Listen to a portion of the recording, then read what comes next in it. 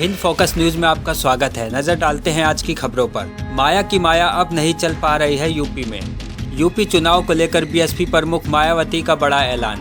उत्तर प्रदेश समेत 5 राज्यों में होने वाले विधानसभा चुनाव की तारीखों का ऐलान कर दिया गया है। यूपी में 7 चरणों में विधानसभा चुनाव होने हैं।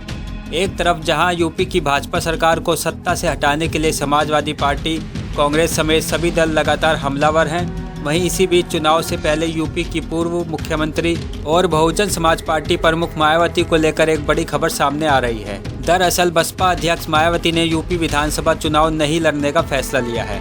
इसकी जानकारी बसपा महासचिव सतीश चंद्र मिश्रा ने दी है। उन्होंने बताया कि बसपा अध्यक्ष मायावती विधानसभा चुनाव नहीं लड़ेंगी। इसके साथ ही सतीश मिश्रा ने मीडिया से बात करते हुए ये जानकारी भी दी है कि वो खुद भी विधानसभा चुनाव में किसी भी सीट से चुनाव नहीं लड़ेंगे। ऐसा इसलिए भी क्योंकि मायावती इस बार के विधानसभा चुनाव में कम प्रचार करते हुए दिखाई दी हैं और ना ही ज़्यादा रैलियों को संबोधित भी करते हुए दिखी। मगर सवाल यह है कि आखिर चुनाव से पहले ही बसपा ने चुनावी मैदान को क्यों छोड़ दिया है? क्या मायावती को अपनी पार्टी पर अब भरोसा नहीं रह गया है कि वो आगामी चुनाव में जीत का परचम लहरा पाएंगी? मंत्री स्वामी प्रसाद मौर्य के बाद एक और विधायक ने बीजेपी से दिया इस्तीफा। बीजेपी छोड़कर सपा में जाने वाले स्वामी प्रसाद मौर्य ने दावा किया है कि कुछ और मंत्री विधायक भी जल्द बीजेपी छोड़ने वाले हैं। इसके बाद एक और बीजेपी विधायक ने पार्टी का साथ छोड़ने का ऐलान कर दिया। उत्तर प्रदेश विधानसभा चुनाव से पहले बीजेपी के लिए मुश्किल घड़ी आ गई है।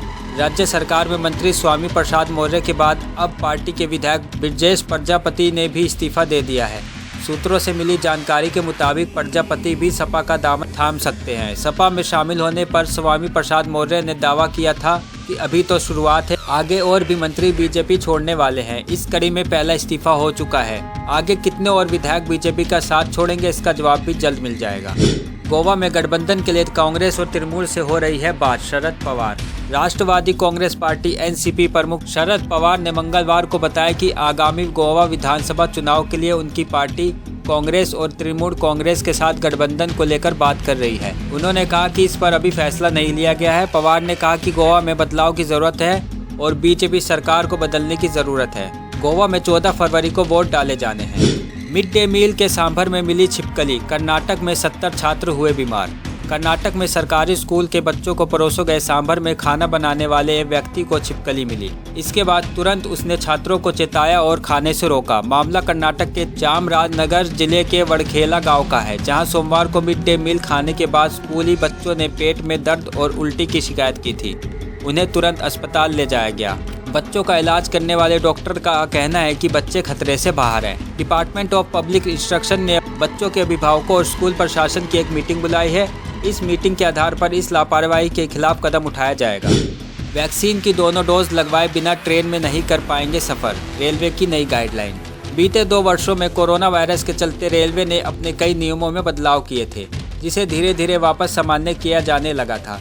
वहीं कोरोना की तीसरी लहर के चलते रेलवे ने एक बार फिर नई गाइडलाइन जारी की है। कोरोना के मामले देश भर में लगातार बढ़ते दिखाई दे रहे हैं। ऐसे में रेलवे ने कुछ गाइडलाइन जारी की हैं। दक्षिण रेलवे ने लोकल ट्रेन में सफ़र करने वाले लोगों के लिए नया नियम निर्धारित किया है। इस नियम के तहत रेल में ऐसे लोगों को एंट्री नहीं दी जाएगी जिन्होंने कोरोना का टीका नहीं लगाया है। लोकल ट्रेन में no vaccine no entry policy लागू की गई है। इतना ही नहीं, यदि किसी व्यक्ति ने कोरोना की केवल पहली डोज ली है तब भी उन्हें ट्रेन में यात्रा करने की अनुमति नहीं मिलेगी। दोनों डोज अनिवार्य हैं। माना जा रहा है कि दक्षिण रेलवे के इस कदम को देखते हुए अन्य जगहों पर भी यह नियम लागू किया जा सकता है।